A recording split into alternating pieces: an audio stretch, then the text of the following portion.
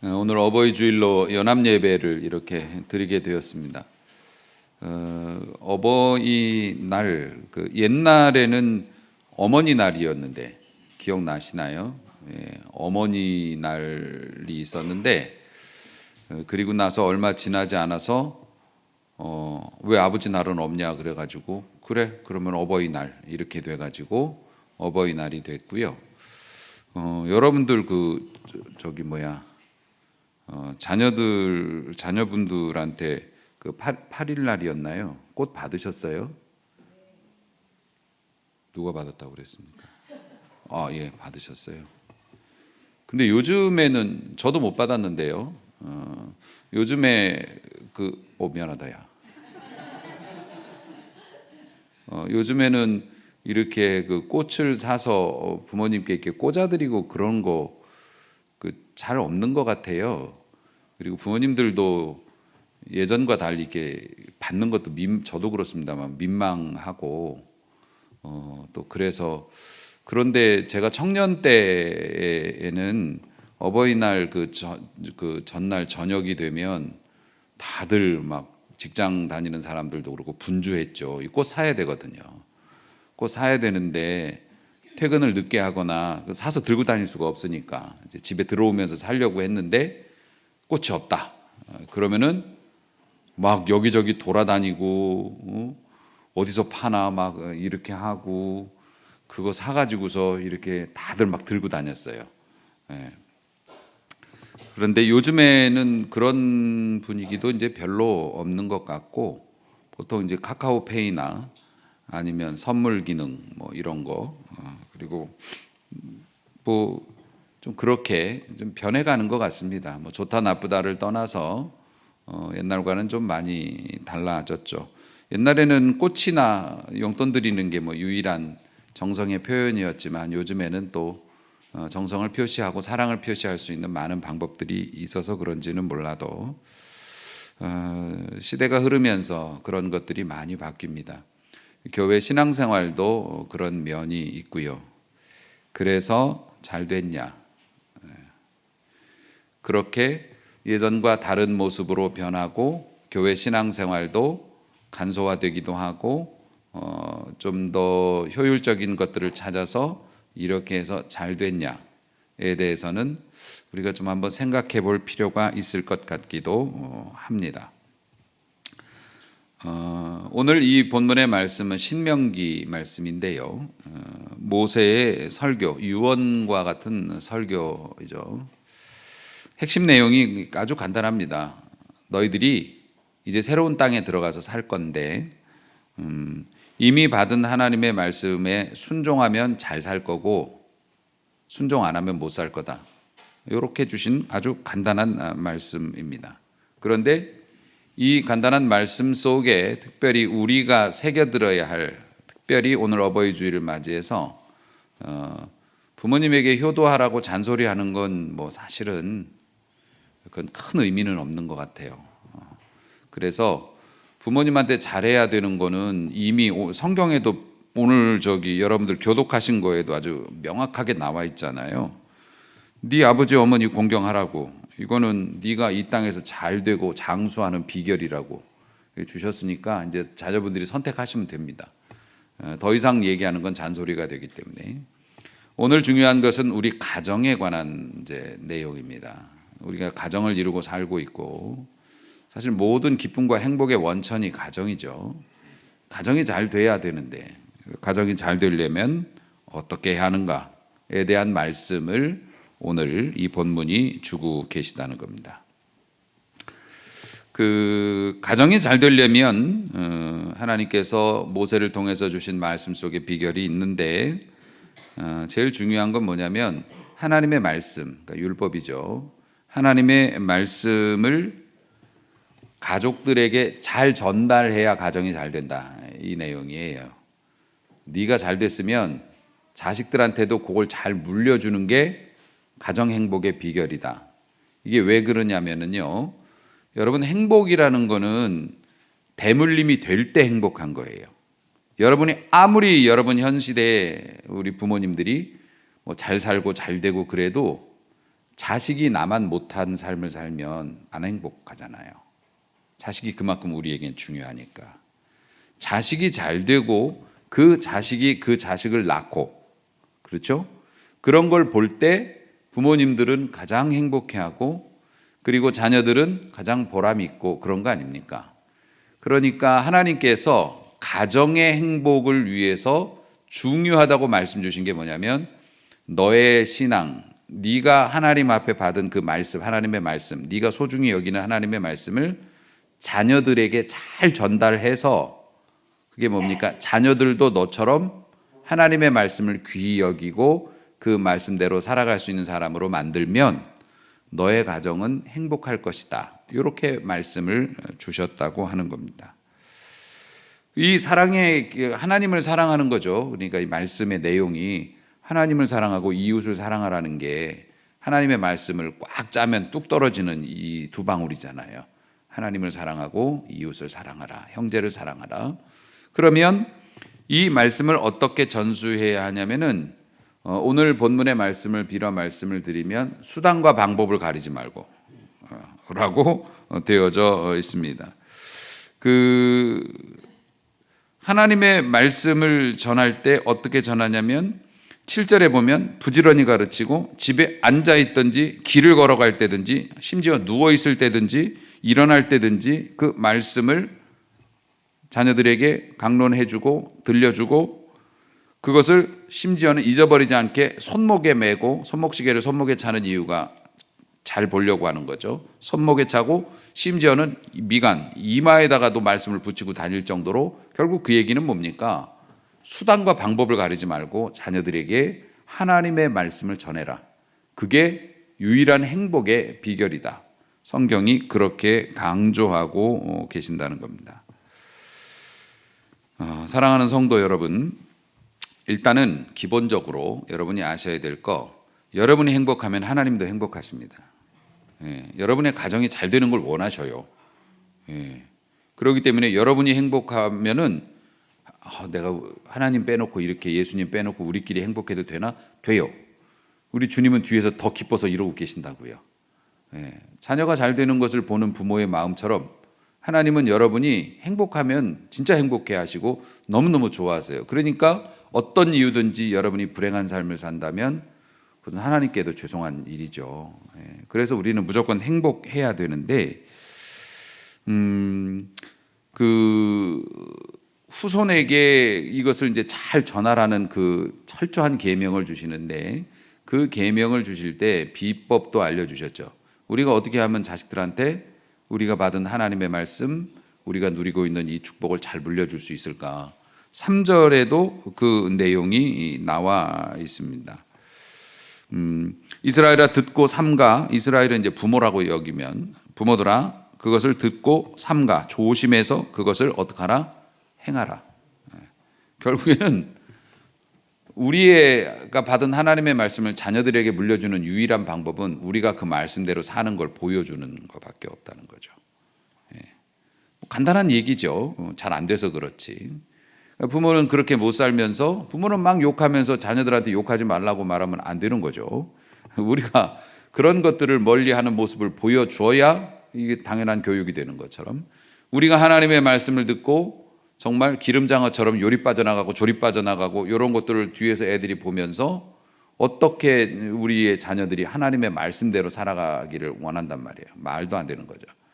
그러니까 우리가 후대에 신앙을 물려줄 수 있는 유일한 방법은 우리가 먼저 하나님의 말씀대로 사는 삶을 보여주는 것. 매우 매우 간단한 내용들입니다. 저는 이 시간 어버이 주일을 맞이해서 우리 부모님들을 크게 칭찬하고 격려해드리고 싶습니다. 특별히 이 자리에 나오실 정도면, 혹은 뭐 집에서 온라인으로 보시는 분들이 계실지 모르지만 그런 분들 계시면 일단은 부모 노릇은 제대로 하신 겁니다. 지금 자녀들이 좀 방황을 하고 뭐 그럴 수는 있어도 여러분들이 일단 신앙 안에 우선 들어와 있지 않습니까? 그것만으로도 훌륭하시죠. 그리고 이 험악하고 살기 힘든 세상에서 경제적인 활동을 하고 여러 가지 생활을 하면서 가정을 꾸리고 산다는 거, 이거 보통 일이 아닙니다. 요즘 젊은 친구들이 결혼을 두려워하고 꺼려하는 이유가 뭡니까? 그렇게 살 자신이 없는 거예요. 엄두가 안 나는 거죠. 그걸 여러분들은 해내고 계시잖아요. 자, 어버이 주일 부모로 산다는 거 참 힘든 일인데 애쓰고 고생 많이 하셨어요. 그러니까 행복해야죠. 복 받아야죠. 예. 그리고 사실 나이가 어느 정도 되고 그렇게 되면 세상에서 설 자리가 점점 좁아들고 자식 앞에서 부모의 자리도 영향력이 줄어들게 됩니다. 애들이 이제 크니까요.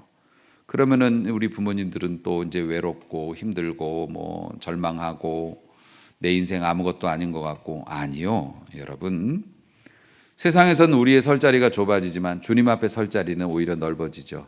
우리는 주님을 만나 주님과 교제하고 주님이 주시는 위로를 받고, 그래서 우리 주님께서 주시는 평안으로 말미암아 자녀들이 볼 때 너무 답답하지 않아요? 너무 그렇게 무슨 재미가 있어요? 넌 몰라.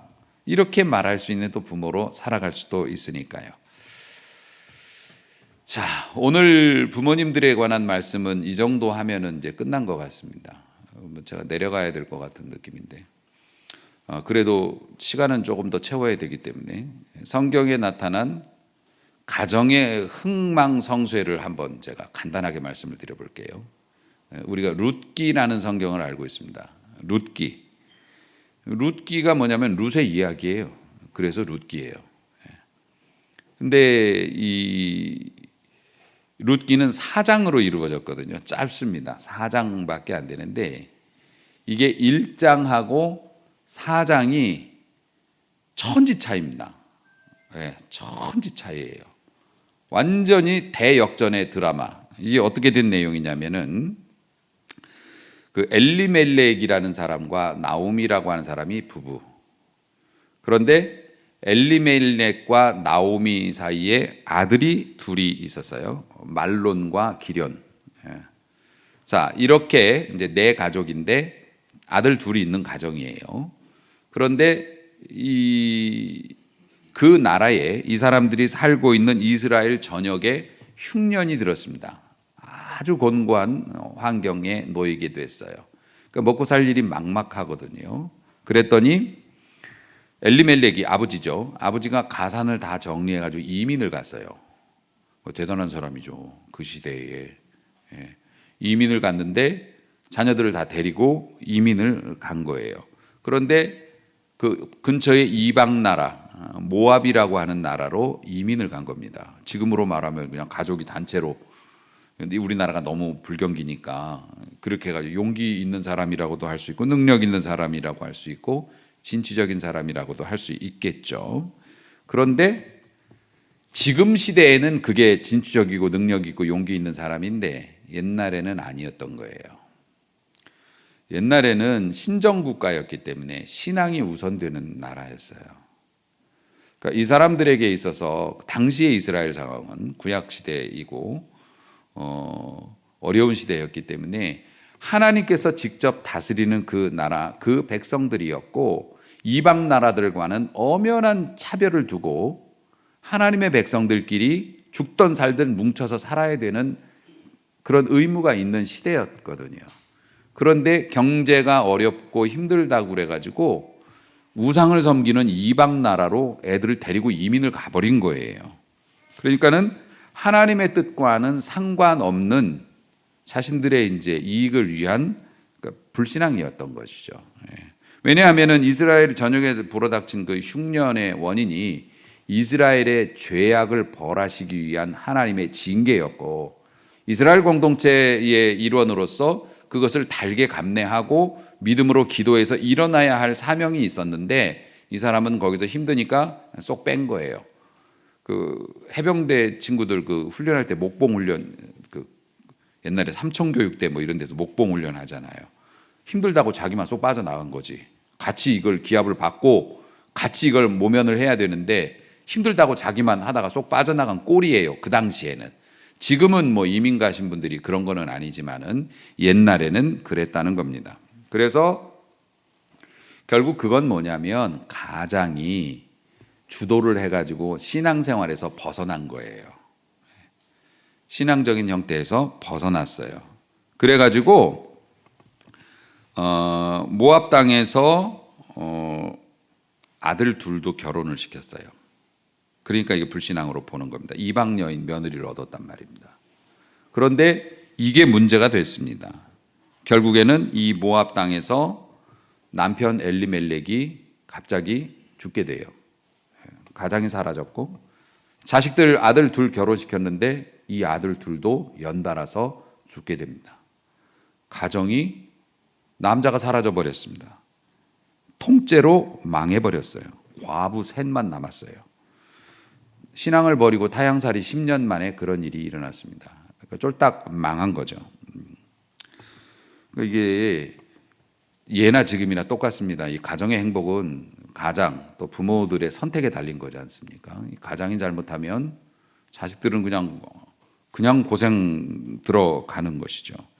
특별히 하나님 중심으로 살아야 할 이름도 엘리멜렉이에요.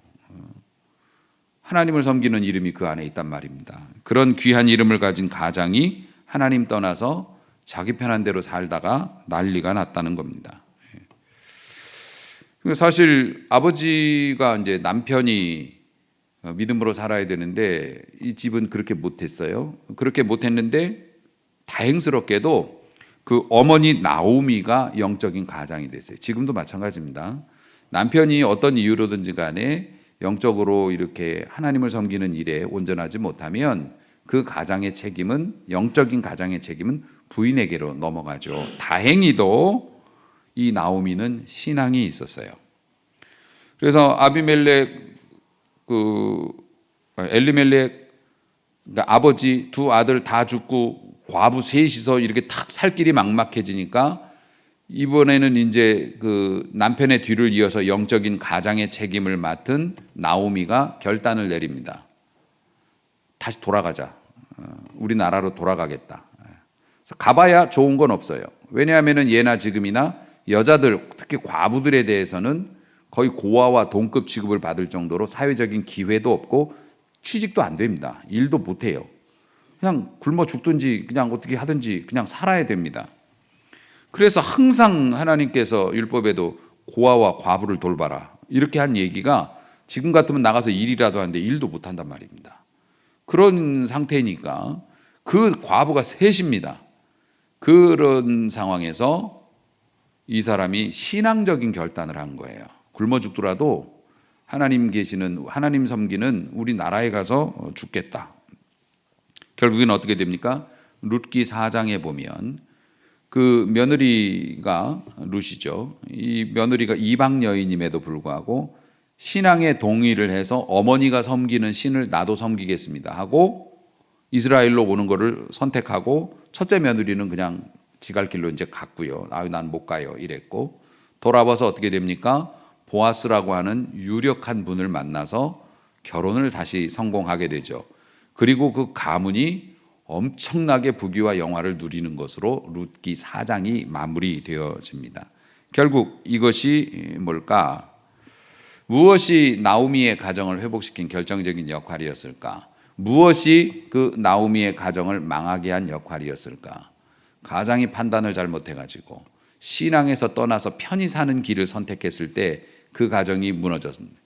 그런데 그렇게 무너지고 소망이 없는 가정임에도 불구하고 하나님께로 다시 돌아가겠다는 영적인 가장의 결단이 있을 때 그 가정이 회복되고 그 가문의 땅을 다시 되찾을 수 있는 그런 기회를 받았고요. 심지어는 그 룻이 예수님의 조상의 족보에 들어가 있지 않습니까? 대단한 일이죠. 가정의 회복. 알았어.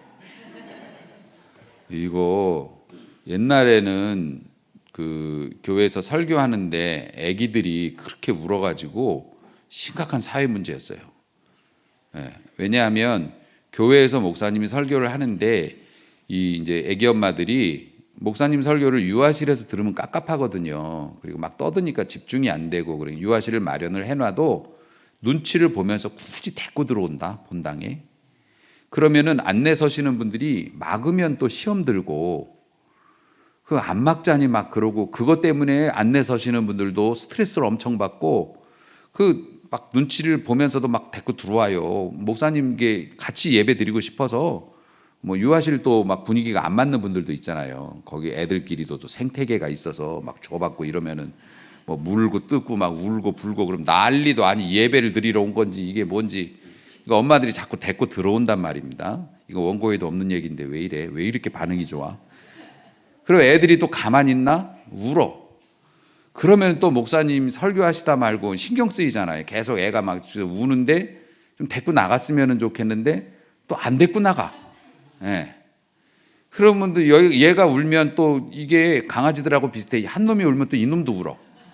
그럼 뭐 막 스테레오를 울면은 막 목사님이 설교하다가 이성을 잃어갖고 누가 까놓은 새끼요 데리고 나가 막 이렇게 되면 또 성도들 시험 들고 막 그래 목사님들 보면 저도 청년 시절에 보면은 예배 때마다 꼭 그런 애들이 있어요.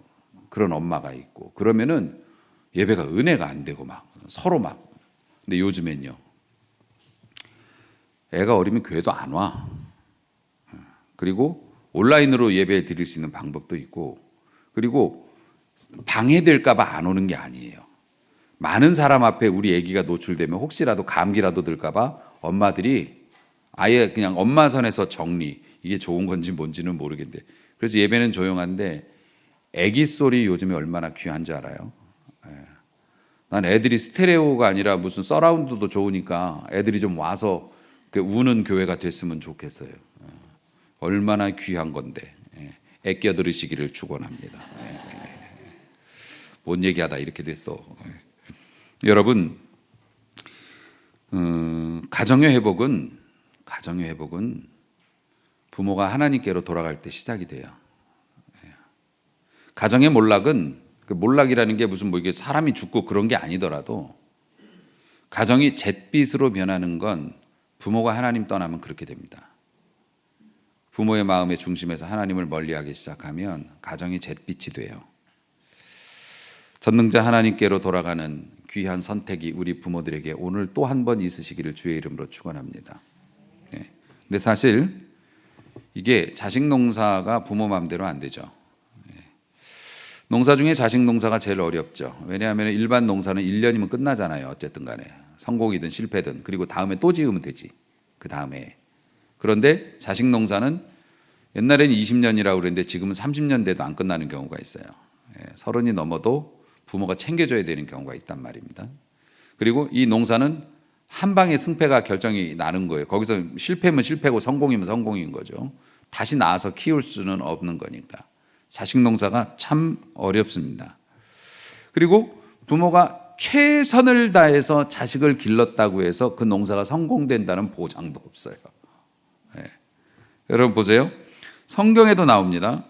나쁜 아버지인데 요아스 같은 왕은 아버지 할아버지가 아주 대박 나쁜 사람들이었는데 훌륭한 성군으로 등장을 합니다. 아버지 할아버지가 그렇게 나쁜 신앙을 가졌는데 어린 요아스는 8살에 왕이 돼가지고서 나라를 종교개혁을 할 정도로 대단한 사람이 튀어나와요. 그런 경우도 있지만 반대의 경우도 있습니다. 아버지가 제사장이에요. 근데 아들들이 아주 개망난이요. 옛날에 제사장은 세습을 했잖아요. 그러니까 젊은 아들이 늙은 아버지는 그냥 본동만동하고 재물을 가지고 오면 하나님께 드리기도 전에 중간에서 막 가로채고 바치고 드릴게요. 그러면 뭐라 그러는 줄 아세요? 지금 다 뺏길래 바치고 다 뺏길래 아니면 지금 좀 주고 갈래 이런 식이었다고요. 결국 그 아들들 다 하나님 앞에 온전치 못했거든요. 아버지가 제사장인데 그런 사람들도 있고 부모님들이 기도하시는 분들이고 믿음으로 이게 사시는 분들인데 자녀분들이 부모를 쏙 빼닮지 못하는 경우도 있기는 있습니다. 그래서 자식 농사가 어렵다는 것이죠. 그럼 부모는 어떡합니까? 최선을 다했는데 내가 너를 위해서 이것까지 했는데 네가 이런 식으로 살아가면 되겠냐 이러면서 막 이제 자괴감 느끼고 그래요. 근데 사랑하는 성도 여러분, 부모들은 내 힘만으로는 내가 아이들을 관리하고 쪼이고 막 이렇게 통제하고 해서 자녀들을 훌륭한 사람 만들 수 없다는 것을 빨리 인정을 하고 그 자녀들을 하나님 손에 맡겨야 해요. 하나님 손에. 여러분, 하나님 손에 맡겼을 때 맡기는 방법이 있잖아요. 어떻게 맡깁니까? 일단 기도하셔야 합니다. 기도 말고는 다른 방법이 없어요. 하나님의 은총이 있어야 자녀가 잘 됩니다. 아멘. 하나님의 은혜, 하나님이 은혜 주셔야 자식이 잘 되는 거예요. 생각으로 잘 되든 뭐 나가서 잘 되든 어쨌든 애가 철이 드는 거는 하나님이 은혜 주셔야 돼요. 하나님이 은혜 주시는 것을 우리가 받을 수 있는 유일한 방법은 기도예요. 하나님의 약속을 믿고 기도해 주는 거예요. 여러분, 요아스가 8살에 왕 돼가지고 아버지 할아버지의 길 떠나서 신앙적으로 살았다고 그랬죠. 그 요아스 왕이 어떻게 그렇게 됐을까요? 성경에 정확히 기록이 나와 있지는 않지만 무조건 기도했어요. 올바른 신하들이 그리고 주변에 있는 사람들이 그를 위해 기도했을 거라고 나는 믿어요. 왜냐하면 요아스가 8살 됐을 때 그리고 요아스가 16살 됐을 때 자기가 개인적으로 신앙 고백을 했고 그 다음에 20살, 26살 됐을 때 성전을 수리하면서 종교개혁을 자기가 이제 힘이 좀 생기니까 그게 요아스 혼자의 결심으로 됐을까? 아닙니다. 그를 지지하고 도와주는 수많은 신하들의 지지가 있었기 때문에 개혁이 시작된 거죠. 그러면 그 사람들이 어떻게 했을까요? 저 조그만 8살짜리가 왕이 됐는데 하나님 저 왕이 이렇게 성장하게 해주세요라고 무던히도 기도했을 겁니다. 그리고 그 왕이 신앙적인 면모를 갖추기 시작했을 때 협조를 하니까 이게 되는 거지 임금 혼자 결심 내린다고 그냥 되는 게 아니잖아요. 그 주위에서 기도하는 사람이 당연히 있었다. 여러분, 요아스 같은 그러한 위대한 하나님의 사람으로 성장하는 거 아버지가 할아버지가 무슨 뭐 그가 옛날에 무슨 어떤 아니요.